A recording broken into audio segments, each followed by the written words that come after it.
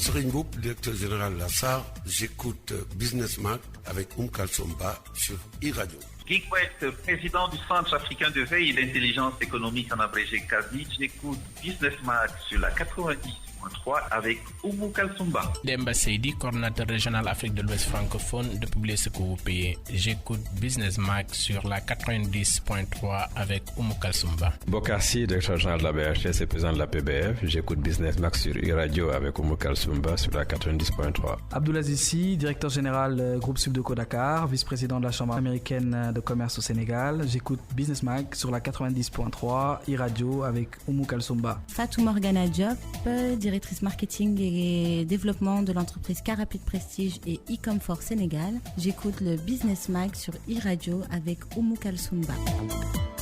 Les problèmes de santé publique ou encore la propagation des épidémies comme le coronavirus ou Covid-19, Ebola ou autres pandémies, quelles conséquences pour nos économies? Quelle politique mettre en œuvre pour réduire les dégâts socio-économiques? Dr Khadim Bamba Diagne, enseignant-chercheur, va répondre à toutes ces questions ce samedi dans Business Mag. Business Mag, le rendez-vous du pétrole, du gaz et de toute l'actualité économique sur la 90.3 e-radio avec Oumou Kalsumba.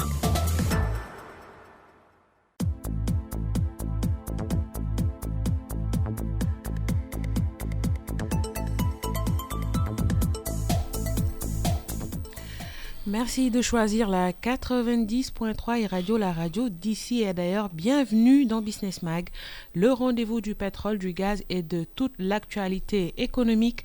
Dr Margaret Chan de l'Organisation mondiale de la santé disait « Un monde largement déséquilibré en matière de santé n'est ni stable et ni sûr ».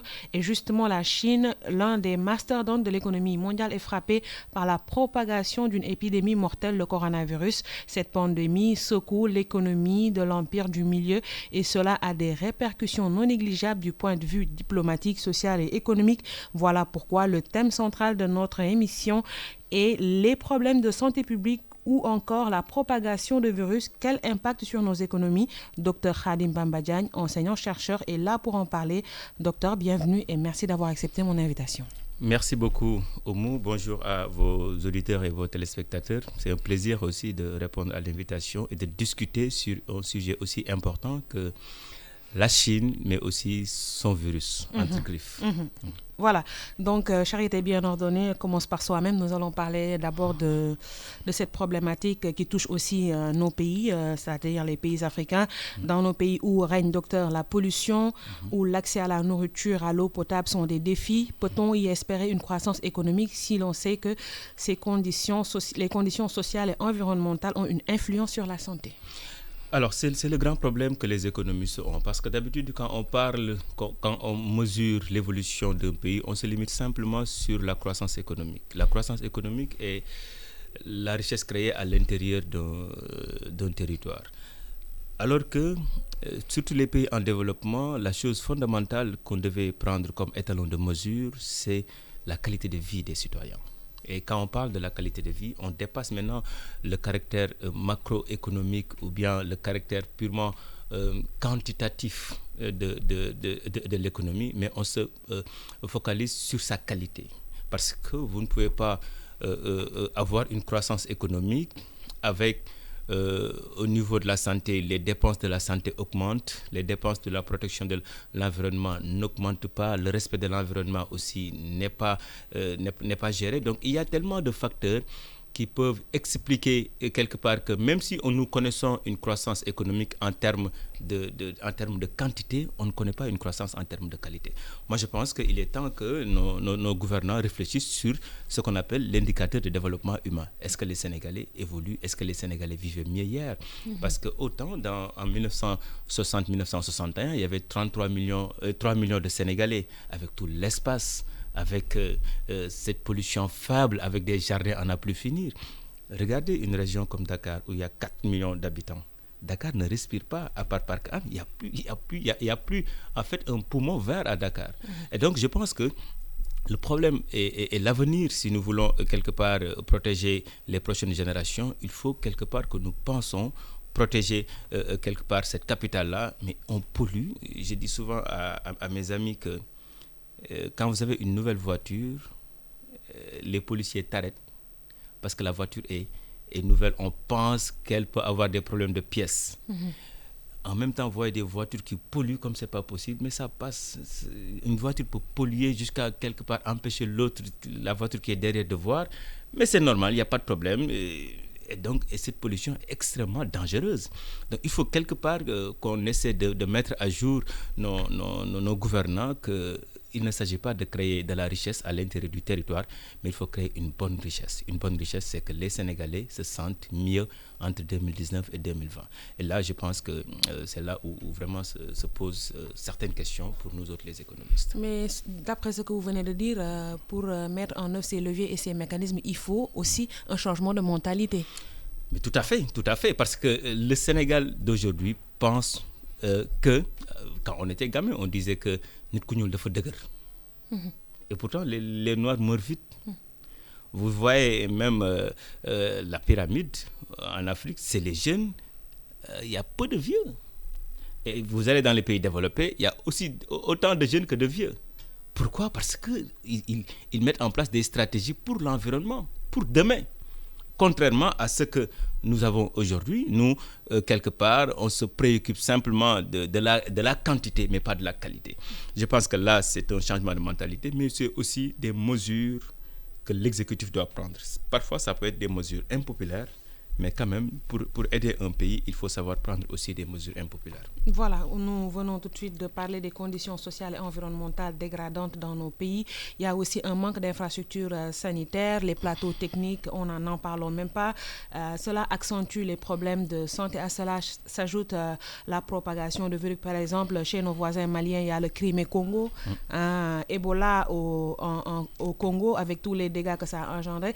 Donc, avec la pauvreté déjà qui règne dans nos pays, nous sommes des pays dépendants. Nous dépendons le plus souvent de l'aide internationale. Si à cela s'ajoute la propagation de virus, nos gouvernants sont obligés encore d'investir, d'injecter dans le système beaucoup d'argent pour essayer d'endiguer ces épidémies. Alors nous sommes dans un cercle vicieux. On tourne. Tout à fait, parce que aussi, c'est ça le monde aussi. Le monde évolue comme ça, parce que chaque fois, il y a toujours de nouvelles maladies. Parce que ces nouvelles maladies-là aussi ont un impact négatif, mais aussi positif. Parce que ce sont ces nouvelles maladies-là qui font développer la recherche. Les chercheurs vont aussi se ramasser sur eux-mêmes, essayer de voir chaque fois quels sont aussi les vaccins, les médicaments qu'on doit mettre sur le marché pour se protéger de certaines maladies. Et là aussi, c'est un investissement pour nous autres, les économistes, ça rapporte de l'argent. Parce qu'à chaque fois qu'il y a un nouveau virus ou bien une nouvelle maladie, il y a beaucoup de travail, il y a beaucoup de recherche et c'est ça aussi qui fait fonctionner le monde. Il y a des pertes, il y a aussi des gains. Maintenant, nous autres, les pays africains, nous pensons être vraiment en bas de l'échelle sur le plan du développement économique, mais on peut être en haut de l'échelle sur le plan des infrastructures sanitaires. C'est un combat, c'est un choix. En quoi faisons? Mais juste au lieu de se préoccuper tout simplement sur la quantité de la création de richesse, mais sur la qualité. Mais vous savez que je dis souvent que quand vous sortez du Sénégal, porter une chemise sur mesure coûte très cher. Au Sénégal, ça coûte 1000 fois rien. Nous avons l'habitude de porter des sur-mesures. C'est-à-dire que sur ce que nous mangeons, nous avons tout ce que nous voulons. Au Sénégal, personne ne se préoccupe de est-ce que l'agriculteur respecte les normes. Je vais à Paris, vous voulez vous déparasiter, on vous dit qu'il n'y a pas de médicaments pour se déparasiter. Pourquoi? Parce que ces médicaments-là sont plus ou moins toxiques, plus ou moins dangereux. Et on en vend ici? Parce qu'on dit que... Pourquoi on en vend ici? Parce que ce que nous mangeons contient des parasites tellement dangereux que vaut mieux prendre ces médicaments-là qui sont moins dangereux que ce que nous mangeons. Ce qui veut dire qu'il y a un travail à faire. Mais aujourd'hui, au Sénégal, on se préoccupe de la quantité, mais pas de la qualité. Je pense que le travail est que nous pouvons être pauvres, mais nous pouvons surveiller ce que nous mangeons. Nous pouvons surveiller aussi beaucoup d'éléments qui peuvent impacter sur la qualité de notre vie.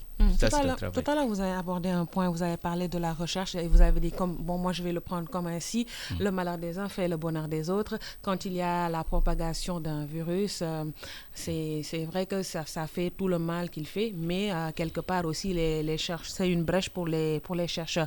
Maintenant, la situation de la recherche dans nos pays, Est-ce qu'elle a une place importante? Mais malheureusement, non. Parce que dans nos pays, c'est l'exécutif aussi qui gère. Les ressources financières se trouvent entre les mains de l'exécutif. Est-ce que l'exécutif a l'habitude de travailler avec les laboratoires, avec la recherche? Vous allez en France, aux États-Unis, en Angleterre, sur toutes les questions, c'est les chercheurs qui déterminent la voie à suivre pour l'exécutif. Mais malheureusement, dans nos pays, la recherche n'est pas... on n'a pas valorisé la recherche. Et la première mission d'un enseignant, d'un universitaire, c'est la recherche, l'enseignement et le service rendu à sa communauté, comme ce que nous faisons aujourd'hui. C'est ça la mission d'un universitaire. Maintenant, si il n'y a pas de plateau, il n'y a pas d'espace de recherche, parce que la recherche coûte cher. La recherche coûte cher. Malheureusement, vous êtes obligé maintenant de voyager, d'aller à l'étranger, si vous voulez maintenir votre niveau d'intensité intellectuelle, votre niveau de recherche, parce que dans les laboratoires, parfois, vous pouvez avoir j'encadre un Canadien qui vient à Dakar, mais quand il m'a montré son budget de recherche pour sa thèse, c'est équivalent au budget de la faculté des sciences économiques et de gestion. C'est un problème. Est-ce que donc on peut nous compétir, boxer dans la même catégorie que les Canadiens? Et il est venu pour apprendre, comprendre l'économie sénégalaise, parce que nous là, on est en train de parler du pétrole, du gaz. Eux, ils veulent comprendre les stratégies qu'on doit mettre en place jusqu'en 2035 sur le pétrole et le gaz au Sénégal. Parce qu'il y a des compagnies canadiennes qui veulent venir dans ce pays-là. C'est pas pour rien que le premier ministre canadien était là. Donc, ils dépensent de l'argent pour connaître, comprendre le Sénégal, la psychologie des Sénégalais et comment les Sénégalais vont gérer ces ressources-là et comment eux, ils vont faire pour tirer leur épingle du jeu. C'est là où se trouve le monde aujourd'hui.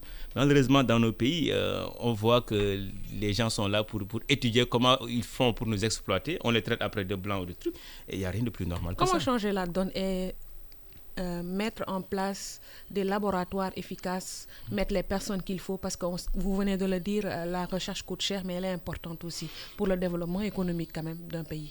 Mais tout à fait, mais tout ça c'est l'exécutif. Il faut que l'exécutif donne. Est-ce que vous, en tant que chercheur, en tant qu'enseignant-chercheur, vous avez proposé quelque chose, vous êtes regroupé autour d'un collectif, est-ce que vous avez proposé quelque chose à l'autorité déjà? Bon, moi, ce que je peux faire en tant que chercheur, c'est produire et mettre à la disposition. Moi, ce que je peux faire, c'est ça. À mon niveau, j'écris beaucoup. Modestie à part, j'écris beaucoup. J'écris beaucoup. Et à chaque fois que je vais dans les laboratoires du Nord, c'est pour apprendre les derniers modèles, les dernières méthodes que j'essaie toujours d'appliquer dans mon pays et de partager. Parce que l'idée aussi, c'est qu'on puisse être au même niveau que les autres. Sur le plan économique, on n'est pas au même niveau, mais il faut qu'on mette en place les stratégies pour avoir les mêmes stratégies. Le problème est que la dernière décision appartient à l'homme politique. Le problème, c'est à ce niveau-là. Maintenant, il faut que l'homme politique aussi bouge un tout petit peu, comprenne que parfois, nous sommes un pays pauvre, mais on ne peut pas se préoccuper toujours de l'immédiateté, de l'immédiat. Il faut qu'on passe à ce qui va se passer demain et quels sont les moyens et les stratégies qu'on doit prendre pour pouvoir d'ici 10 ans, 15 ans, sortir de là pour être ici. Vous parlez de bonne gouvernance. Bonne gouvernance et prendre ce qu'on appelle the right man at the right place. Les hommes qu'il faut à la place qu'il faut. Parfois aussi, ça manque dans nos pays. Dans nos pays, on pense que la politique domine tellement l'administration qu'à un moment donné, les administrateurs même commencent à faire la politique. Et quand on commence à faire la politique, on est dans un camp. Et quand on a l'esprit de clan, il est extrêmement difficile de faire une gestion sobre et vertueuse. Voilà. Aujourd'hui, le cas de la Chine avec le coronavirus dans un contexte de mondialisation, de libéralisation de l'économie, notamment africaine aussi. Et le hic, c'est que nous subissons, nous, les Africains, notamment les Sénégalais, les contre-coups de la propagation de ce virus, qui a des impacts économiques, même diplomatiques. C'est pas seulement le Sénégal. Quand la Chine s'éternue, le reste du monde s'enrhume. Parce que c'est un mastodonte de l'économie. Le reste du monde s'enrhume. Et toutes les économies émergentes et développées recevront leur premier cas de coronavirus. Regardez les pays qui ont le coronavirus. Leur cas de coronavirus, c'est les pays développés et les pays émergents.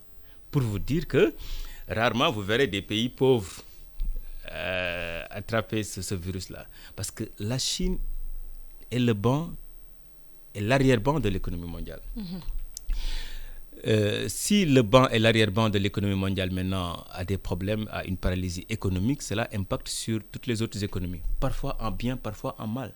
commençons par le mal ou le bien? Bon, je préfère pour nous autres Sénégal de commencer par le bien. Allons-y.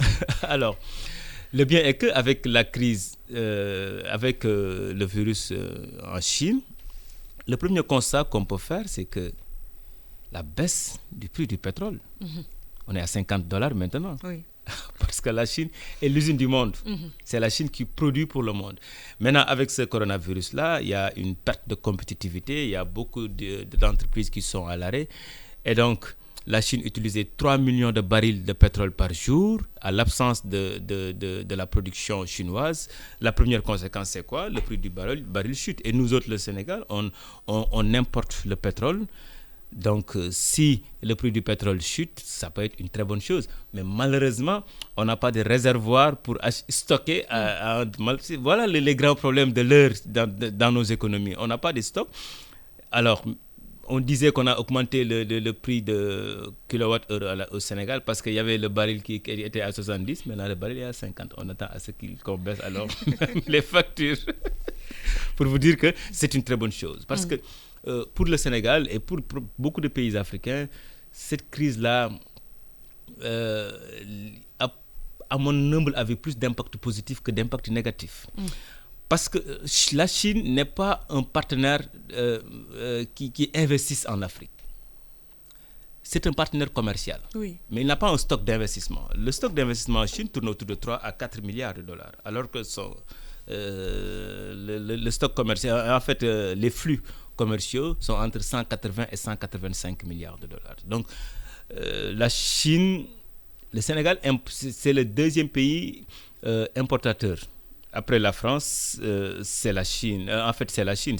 Le Sénégal importe à 11,2 ou 3% de ses produits en Chine. Mais c'est des produits purement commerciaux. Donc, les commerçants peuvent changer de pays, mais ce n'est pas un investisseur dans les pays africains. Donc, cette crise peut ne pas avoir un effet compliqué. Sauf que s'il y a certaines entreprises qui utilisent dans leur transformation des produits intermédiaires chinois. Et je ne pense pas qu'il y aura beaucoup d'entreprises parce que les Chinois achètent chez nous des produits primaires et viennent vendre chez nous des produits finis.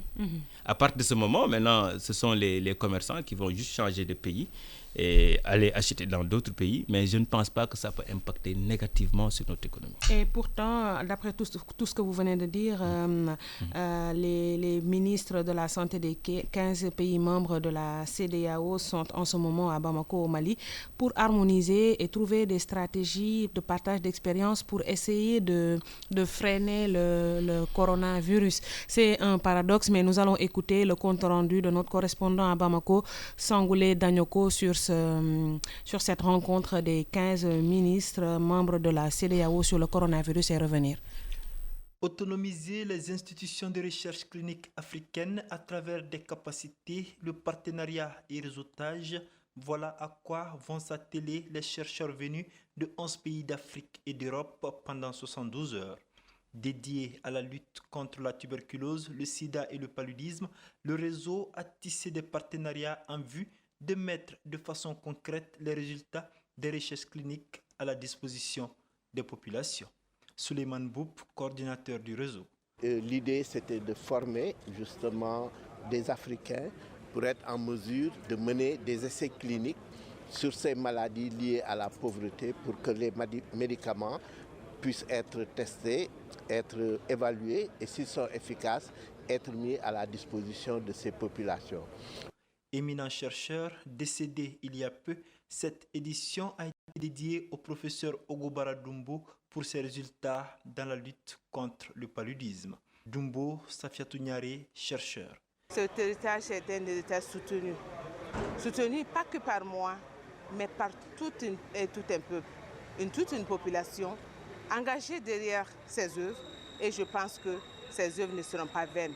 Cette réunion était aussi l'occasion de poser le débat autour du coronavirus dont le continent africain a déjà accueilli quelques cas suspects. Dr Al-Mustafa Maïga, épidémiologue.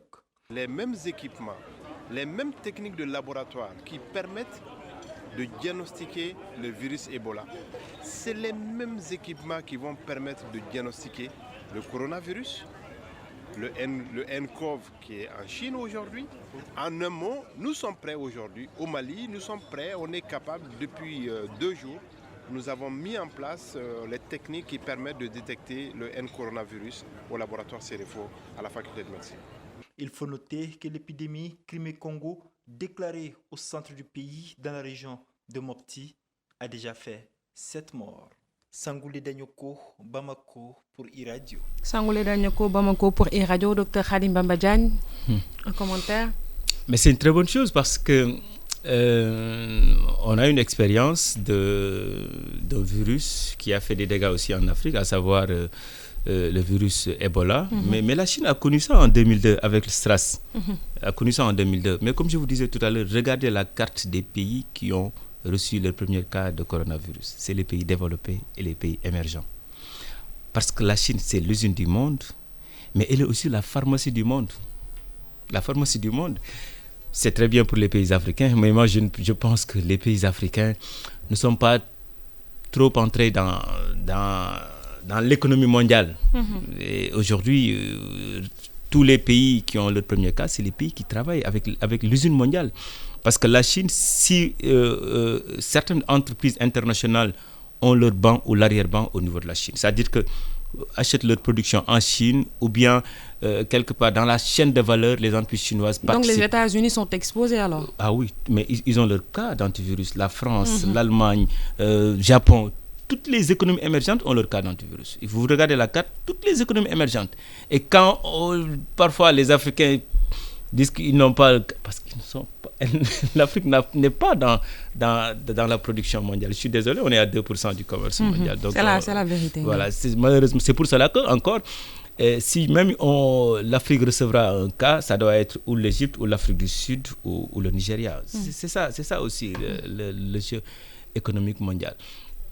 Maintenant, le problème fondamental que nous avons est que ces genres de situations-là poussent les pays africains à revoir les stratégies à mettre en place dans des situations aussi compliquées. Si la Chine était un partenaire, était un investisseur de la zone, ça pouvait être très compliqué. Mais la Chine a mis en place ce qu'on appelle les routes de la soie. Mais ces routes-là, c'est quoi? C'est pour venir vendre ses marchandises. Aussi simple que ça. Donc, c'est vrai que la Chine veut mettre un partenariat entre sino-africains. Ça peut être intéressant pour nous, mais il faudra que la Chine investisse. Aujourd'hui, c'est l'Angleterre, c'est la France, c'est les États-Unis qui investissent en Afrique, mais pas la Chine. La Chine utilise l'Afrique comme un marché, et dans des situations comme ça, je pense que la Chine est notre 2e partenaire en termes d'importation, mais notre 7e partenaire en termes d'exportation. Et qu'est-ce que nous exportons en Chine? De l'arachide, un produit primaire. Et qu'est-ce que les Chinois exportent chez nous? Des produits finis. Et je pense que le travail, pour moi, c'est à ce niveau.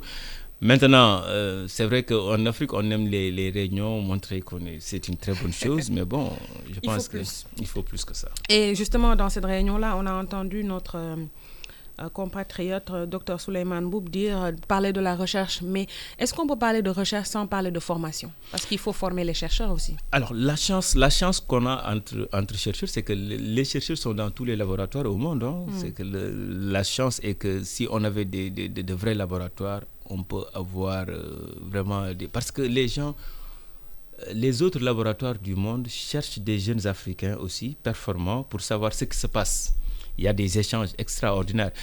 Le problème fondamental est que chez nous, la recherche coûte cher et on n'a pas, ou bien on ne veut pas mettre les moyens au service de la recherche. Je dis souvent qu'aujourd'hui, un Sénégal, un pays qui va recevoir dans 2 ans ses premiers barils pétroliers, où est la réflexion pour voir les ressources qu'on va recevoir dans 4 ans, 5 ans, en 2030, en 2035, comment on va exploiter ces ressources-là, où on va mettre cet argent-là. On parle des fonds de la prochaine génération. Oui, le fonds souverain, oui, intergénérationnel. On a le choix de l'investir même aujourd'hui, ces fonds-là. Ou encore le fonds de stabilisation. Voilà. Maintenant, le fonds de la génération, en fait, des générations futures. Mais la meilleure façon de protéger les générations futures, c'est de protéger l'environnement. Oui. C'est-à-dire qu'il doit y avoir des réflexions très intéressantes pour qu'on puisse savoir que ces ressources qu'on va tirer du pétrole, là où se trouvent les Sénégalais, dans le secteur primaire, où il y a presque 60% des Sénégalais, ce secteur-là ne produit que 17% d'un point de croissance économique. Quel est le mécanisme qu'on doit mettre en place pour que quand on tire des ressources pétrolières, on l'injecte dans le secteur où se trouvent les Sénégalais? Parce que quand le secteur primaire marche, le pays marche. Aujourd'hui, au Sénégal, avec l'augmentation du prix de l'arachide par les Chinois, heureusement qu'on a vendu une bonne partie de notre arachide.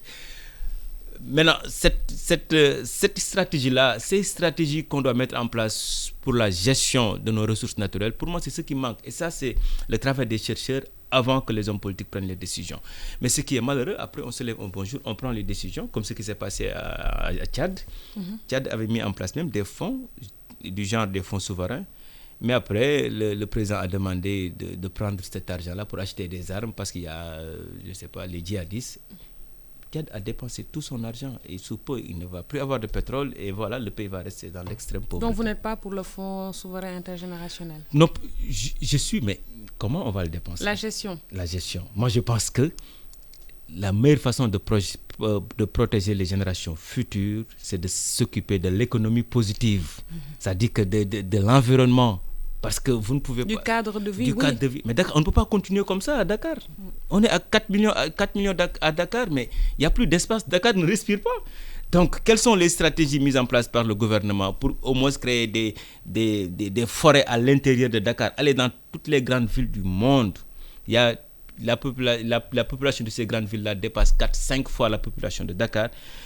Mais ces villes-là ont géré l'espace pour permettre à la ville de respirer, mais aussi à la ville de se préparer à une génération future. Mais Dakar ne peut pas continuer comme ça, ce n'est pas possible, on ne peut même pas bouger. Le cadre de vie est une bonne chose, mais aussi l'hygiène de vie, l'alimentation, ce que les gens consomment. Tu peux avoir un bon cadre de vie si tu n'as pas accès à l'eau potable, si les aliments que tu manges, les normes ne sont pas respectées, on met de l'engrais, ça crée des problèmes de santé publique. Tout est lié. Tout est lié. C'est ça maintenant le fond à la prochaine génération. Vous voyez que le Sénégal, c'est un des rares pays au monde où il est entouré par l'eau. Il y a l'océan, il y a le fleuve. Une ressource importante. Extrêmement importante parce que les gens disent que les prochaines guerres, c'est la guerre sur l'eau. Nous, on a l'eau même qui se jette à la mer et qui crée des problèmes à Guetnar. Mes parents l'ébou là-bas. C'est problématique. C'est-à-dire que c'est de l'eau douce qui se jette continuellement à la mer. Ça pose problème. C'est-à-dire que pour moi, ce qui manque, c'est une réflexion serrée, franche sur le devenir de nos économies. Parce que les problèmes occidentaux, c'est les problèmes occidentaux. Nous avons le choix entre la stratégie chinoise, la stratégie des pays européens. Mais de ces deux stratégies-là, on peut mettre en place la stratégie purement africaine. Commencer à voir les choses, au lieu de reproduire souvent les mêmes modèles, parce que d'habitude c'est ce qu'on fait, on prend un modèle en France, aux États-Unis, on l'acclimate, on l'applique chez nous. On peut avoir nos propres modèles, on peut avoir notre propre façon de voir les choses, notre propre façon de protéger l'environnement. Parce que moi, ce qui me préoccupe, c'est l'environnement. Parce que c'est toute économie qu'on doit faire doit être une économie positive. Pensez à demain.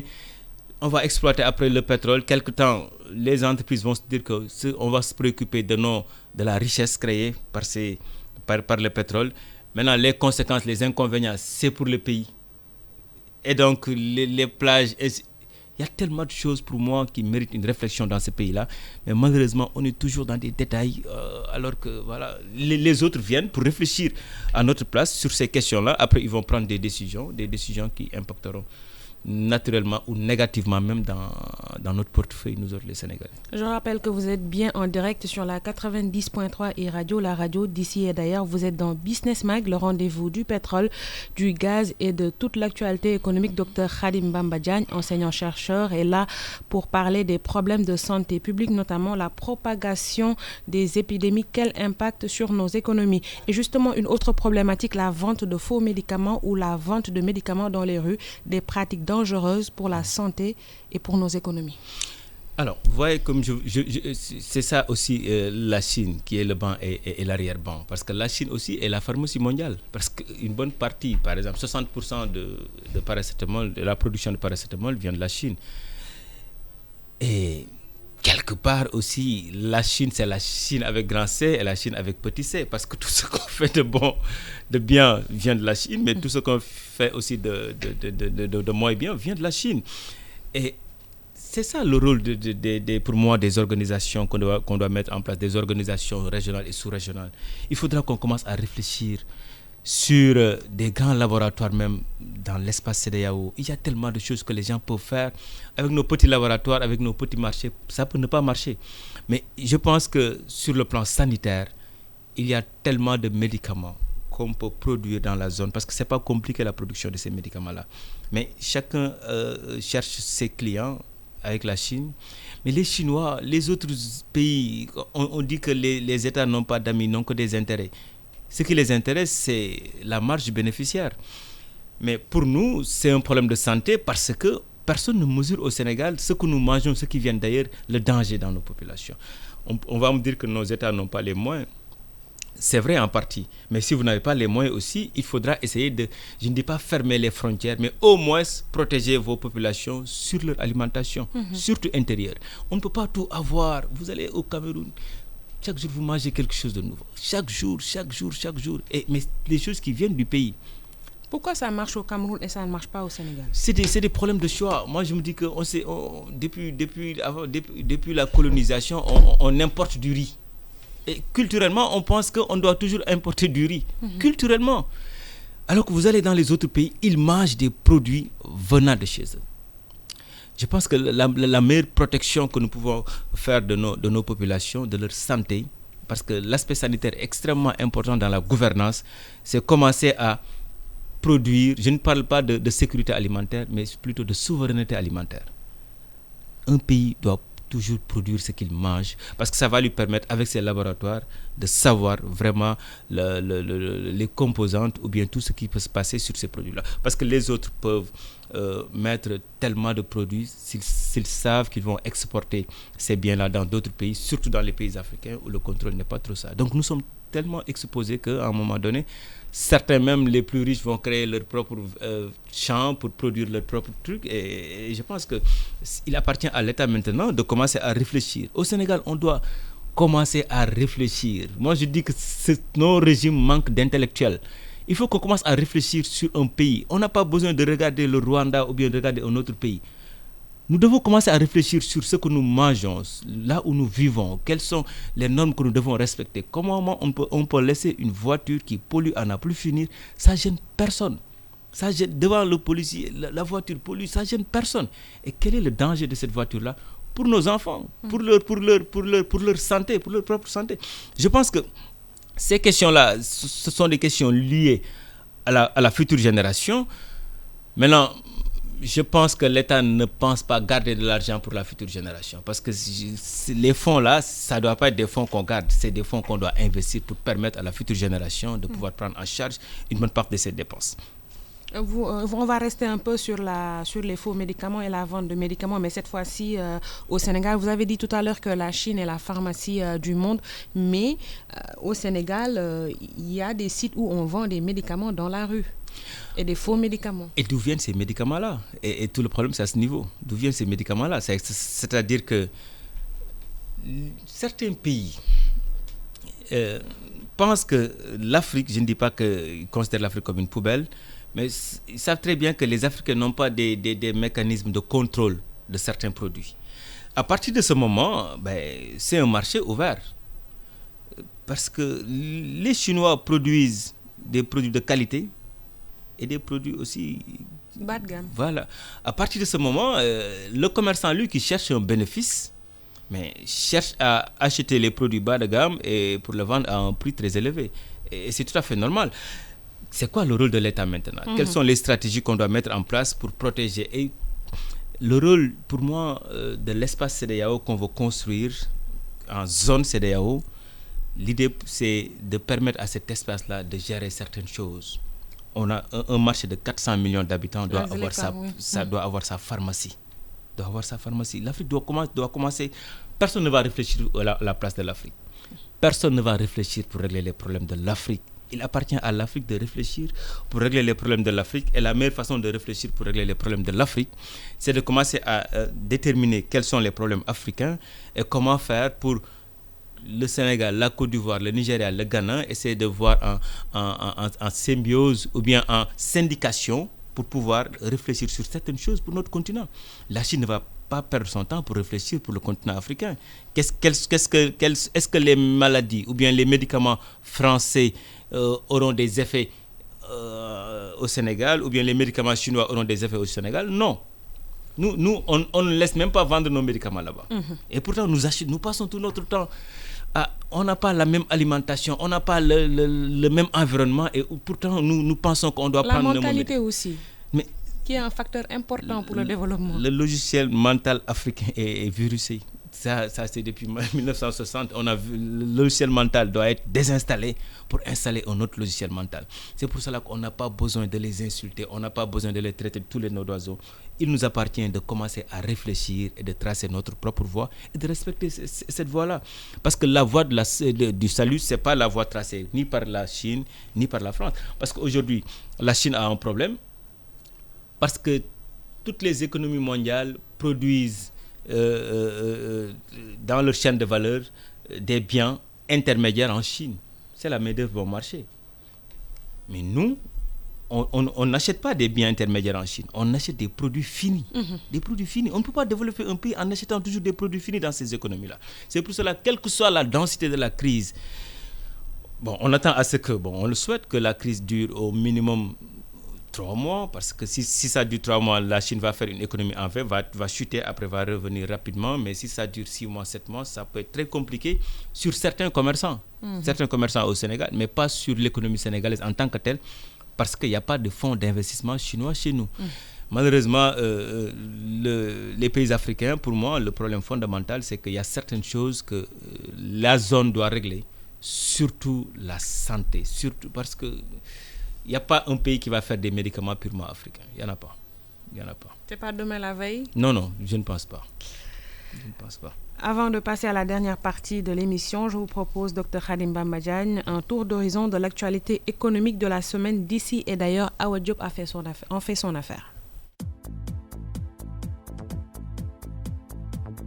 Nous démarrons ce round-up de l'actualité économique de la semaine d'ici et d'ailleurs. Dans le domaine de la finance en Tunisie, la compagnie méditerranéenne d'assurance et de réassurance Comar Assurance a vendu la totalité de ses 5,91% de parts de capital, correspondant à 65 049 actions détenues au sein de la société tunisienne de promotion immobilière Simpar. L'assureur tunisien a déclaré qu'il n'envisageait pas au cours des 12 prochains mois d'acquérir à nouveau des actions au sein de Simpar. Dans le secteur de l'agrobusiness au Kenya, l'exécutif a annoncé la mise sur pied d'une institution de recherche sur le café afin de développer la filière caféière d'après Hamadi Boga, secrétaire d'État au ministère de l'Agriculture. La nouvelle organisation se chargera de développer les nouvelles variétés résistantes à la sécheresse dans un contexte de changement climatique. Elle devrait également s'atteler à l'amélioration des techniques culturelles ainsi qu'à la résolution des nombreuses difficultés que connaît la filière, comme la fréquence des infestations parasitaires et des maladies. Globalement, la production caféière kenyane a drastiquement chuté en l'intervalle de 30 ans. Hydrocarbures, le Nigeria va reconnaître un déclin de 35% de sa production pétrolière dans les 10 prochaines années si les réformes adéquates ne sont pas opérées.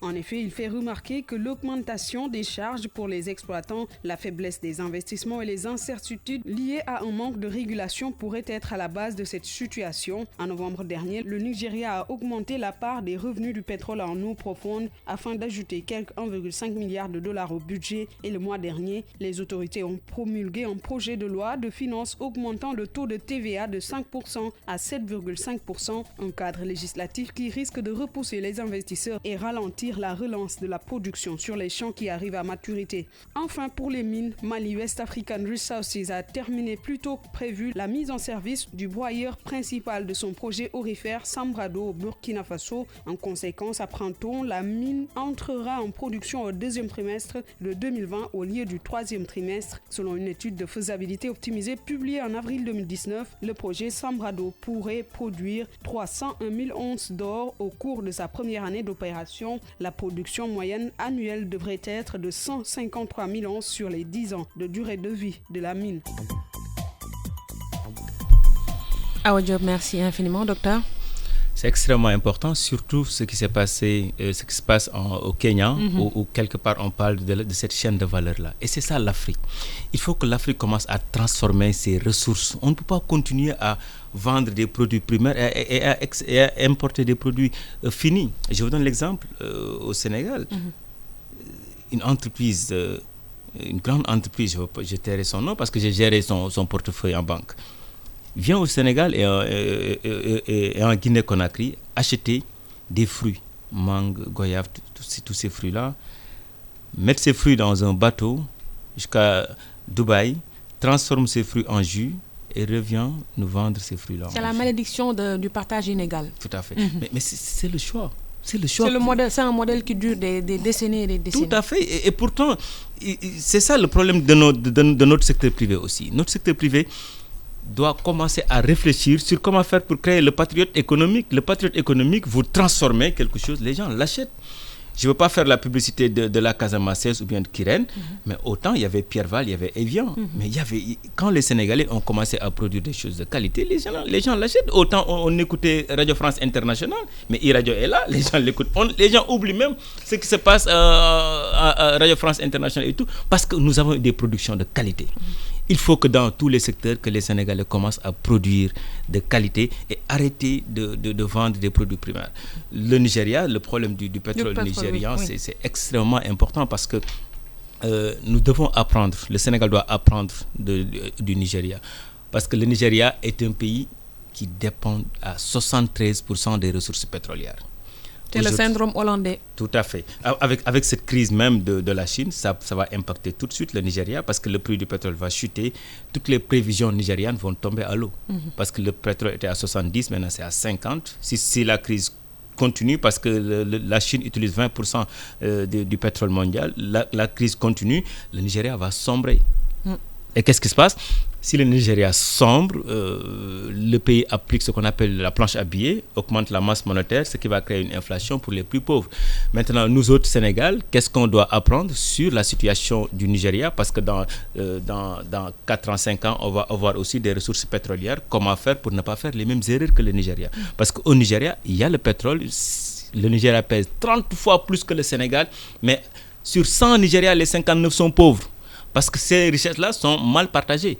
Alors, cette économie solidaire que nous voulons mettre en place, je pense qu'il est extrêmement important d'apprendre à l'école nigériane. Au Mali aussi, un pays riche en ressources minières, mais paradoxalement, les populations sont très pauvres, extrêmement pauvres. Mais tout dépend, c'est ça ce qu'on appelle la redistribution de la ressource. Créer une richesse, c'est une chose simple et facile. Mais qu'est-ce qu'on doit faire? Comment faire pour que dans tous les paliers, chacun reçoit une partie de cette création de richesse-là. Il faut une économie solidaire. Cette économie solidaire-là, maintenant, c'est un choix, c'est une stratégie, mais de l'État, du public. Si vous privilégiez une zone au détriment de l'autre, mais cette zone-là, quelque temps, va se rebeller. Et je pense que c'est ce qui rend ces pays-là instables. Nous avons la chance, je touche du bois, au Sénégal, on a géré quelque part certaines choses. Il faudra que nous commençons à réfléchir et que nous apprenons des erreurs des autres, et du Nigeria, et du Mali, et du Burkina, de tous ces pays-là qui aujourd'hui sont riches en ressources naturelles, mais sont pauvres en termes de ratio, parce que sur 100 Nigeria, les 59 sont pauvres. Au Sénégal, on parle de 33% de pauvres. Et pourquoi? Parce que le pétrole enrichit certains, ça enrichit certains, mais ça appauvrit aussi une bonne partie de la population. Dans ce round-up aussi, Awa Diop est revenu sur la Tunisie. En Afrique du Nord, ça bouge un peu plus avec le secteur des assurances très dynamique.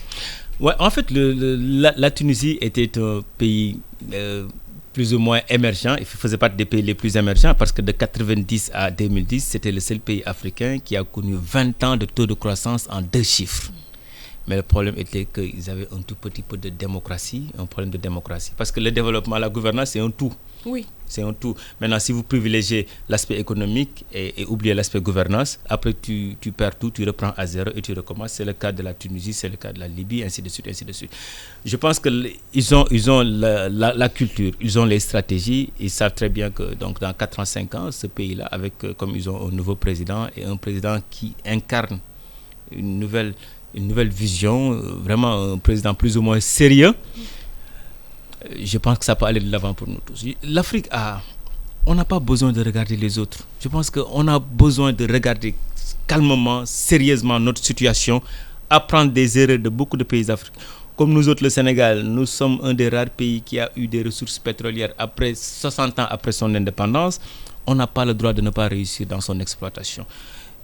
Dans le domaine financier, les Tunisiens, les Marocains sont très en avance par rapport aux autres pays africains. Je pense qu'aussi c'est des modèles à comprendre, à apprendre pour pouvoir mieux gérer nos ressources financières.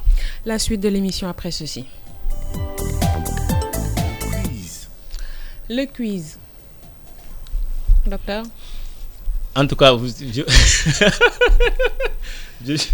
je suis un universitaire et un talibé mouride. Donc, en tout cas, tout ce que tu me demandes en tant qu'économiste et bon mouride, il n'y a pas de problème. Mais le reste, on va essayer de voir on n'a pas de quiz toute faite pour un bon talibé mouride ou bien pour un banquier. On a un quiz pour les invités, docteur. Donc, on va essayer de voir ce qu'on peut faire. Mais bon, en tout cas, je suis très bien en banque, je suis très bien en économie, je suis très bien un bon disciple mouride et un bon musulman. Est-ce que vous êtes cinéphile? Bon, comme tout le monde, mais... On va essayer de voir. On va essayer de voir. Je suis né le 3 avril 1961 à New York. Je suis acteur, humoriste, producteur de cinéma. Je suis l'acteur principal du film Un prince à New York. Qui suis-je? Je le connaissais, le noir là. Oula là. Je vous laisse 3 secondes. Puisque vous êtes un banquier, un disciple mouride. Je connais son visage. Hein. Non, là on ne parle pas de visage, c'est pas la télé. Le prince à New York. Oula là. Vous avez 2 secondes. Vous commencez son nom et je le continue. Ah ben, ça ne sera pas un quiz alors. Bon, ça commence par un E, son prénom. Oh là là. C'est fini, vous avez perdu. Eddie Murphy. Eddie Murphy, oula. Je l'ai regardé quand j'étais gamin. Tout le monde l'a regardé. Asmara est la capitale de la Namibie. Vrai ou faux? Non, c'est faux. Capitale de la Namibie? Je ne connais pas. Windhoek, oui. Asmara est la capitale de l'Érythrée. D'accord. Ok. Calcul mental, votre domaine de prédilection. Plus ou moins. On va voir. 9 fois 8, moins 6, plus 5. 9 fois 8, moins 6. Plus 5. J'ai corsé les choses parce que vous êtes banquier. Tu dis 9 fois 8? Oui. Moins 6, plus 5. 73. 71. Vous étiez 71. À 2 doigts de tout. Oula. On recalcule. 9 fois 8. C'est 72. Moins 6. Moins 6, 64. 66. Plus 5. 71, c'est vrai. Sportif. Plus ou moins. On y va. Je suis né le 23 août 1978 à Philadelphie. Je suis joueur de basketball à la NBA. Je suis décédé le 26 janvier 2020. Une mort accidentelle avec ma fille. Qui suis-je? Ah, c'est Kobe Bryant. Yes. Qu'il repose en paix. Il a été inhumé cette semaine. Dernière partie, devinette. Un bon lébou, vous devez être un bon... On y va? On essaie. On me retire une lettre, je ne change pas. On me retire 2 lettres, je ne change pas. On me retire 3 lettres, idem, je ne change pas. On me retire toutes mes lettres, je ne change pas. Qui suis-je? Ben, je suis personne alors. Ah si? Je ne change pas. Là, je vous donne 5 secondes. Un bon parent, les bouges, je vous donne 5 secondes. Vous êtes sadique. Et vous savez ici que là où vous êtes là, ça nous appartient, c'est pour nous autres. Ça ne réglera pas le problème. Je ne sais pas, ça c'est trop fort. C'est le facteur. Facteur? Oui, le facteur. Ah! Dans notre culture, on ne connaît pas le facteur. Ah, moi je connais le facteur. À l'époque, le facteur, il venait chez nous. Nous, on avait, il y a Poste qui est ici, là. On mettait les lettres au niveau de votre boîte postale. Mais les facteurs ont toujours existé. 16400 BP, 16419, c'est notre vote. Donc, en tout cas, vous avez fait un bon score en tant que banquier et talibé mouride. Vous avez insisté avant qu'on ne commence le quiz, donc c'est important de revenir sur ça. Moi, j'adore. Je suis après les études, c'est la religion. C'est bizarre. J'adore la religion. C'est bien, c'est une bonne chose. Voilà, en tout cas, merci infiniment. Merci d'avoir accepté mon invitation. Je rappelle que vous êtes enseignant-chercheur. Nous avons abordé une problématique, les questions de santé publique, notamment la propagation des épidémies. Quel impact dans nos économies? Merci infiniment, Dr Khadim Bamba Diaye. Merci beaucoup. C'était un plaisir, Oumou. Et comme le disait l'autre Alain, quand la Chine s'éveillera, le monde tremblera. Je pense qu'on est en train de trembler, mais en bien parfois. En bien parfois. Birane Cissé a assuré la partie technique. Merci infiniment à Awa Diop qui était